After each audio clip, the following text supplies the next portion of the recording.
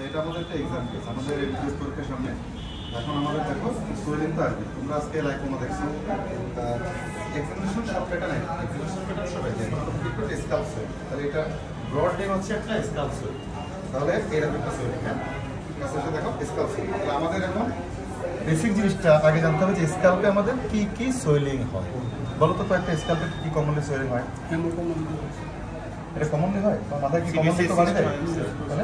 হ্যাঁ, sebaceous cyst এক number বলতে হবে, কার্বনকেল হয় না, আন্দাজে কথাবার্তা বলা যাবে না, কার্বনকেলে আলাদা সাইট আছে, সেই সাইট বলে কার্বন। তাহলে প্রথমে হচ্ছে আমাদের সেবাসিয়াস সিস্ট, 2 নম্বরে লাইপোমা, 3 নম্বরে ডার্মাট সিস্ট। এই তিনটা হচ্ছে আমাদের স্কাল্পে ইউজুয়ালি সোয়েলিং।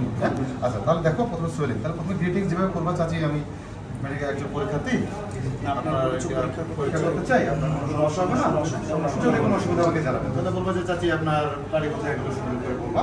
আপনার কি সমস্যা মা? মা বলবো, মা বলা মা বলবে আমার মাথায় একটা চাকা। মা কতদিন ধরে আপনার এটা? আনুমানিক 5-6 বছর, 10 বছর, 10 বছর, লং টার্ম সোয়েলিং। মানে লং টার্ম শোনার পর তোমাদের ফার্স্ট ইমপ্রেশন হলো কি? বিনাইন সোয়েলিং, ঠিক আছে। দেন তুমি এক্সপোজ করলো অ্যাডিকুয়েট। এখন ধরো তুমি এই পেশেন্ট দেখতে আসছো, তাহলে তোমার কি বলতে হবে? Sir, I need a female assistant and privacy. Female assistant আছে, তাহলে তুমি এখন করবো। তাহলে আশা করি তুমি দেখলা যে হ্যাঁ মা আর কি কোথাও আছে, জিজ্ঞেস করবো আর কি কোথাও আছে, আপনার এটা কি আস্তে আস্তে বড় হয়েছে নাকি এরকমই ছিল, আপনার কি এটা ব্যথা হয় কিনা।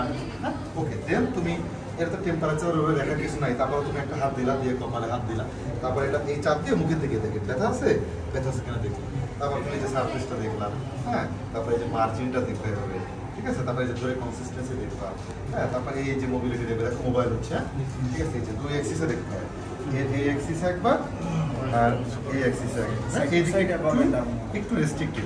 আর দেখো এটা তো সেজেটাল সূচক না, করোনাল সেজেটাল সূচকের মধ্যে আছে, যদিও সেবাসিসিস বলতেছে, আমার কিন্তু ডার্মার্ডও একটা প্রবাবিলিটি ডিডি আছে, কারণ ইমপ্লান্টেশন ডার্মার্ড যেটা এই সূচক লাইনের বরাবর হতে পারে।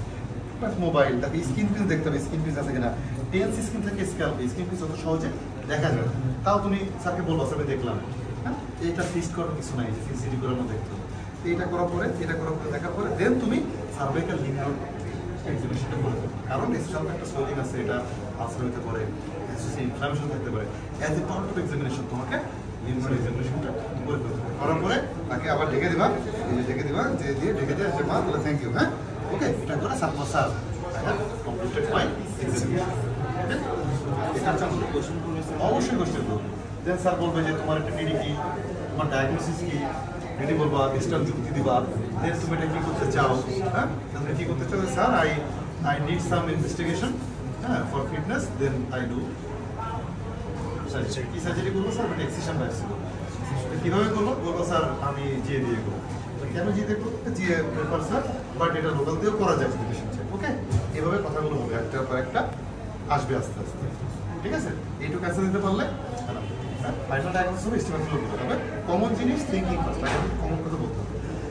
সেবাসিয়াস সিস্টের সবচেয়ে কমন সাইড হচ্ছে স্কাল্প আর স্ক্রোটাম। তাহলে আমাদের স্কাল্পে আছে প্রথমে সেবাসিয়াস সিস্ট, দেন লাইপোমা, দেন ডার্মাটাইটিস। এর বাইরে কোনো কথা বলা দরকার, ঠিক আছে। ওকে, থ্যাংক ইউ।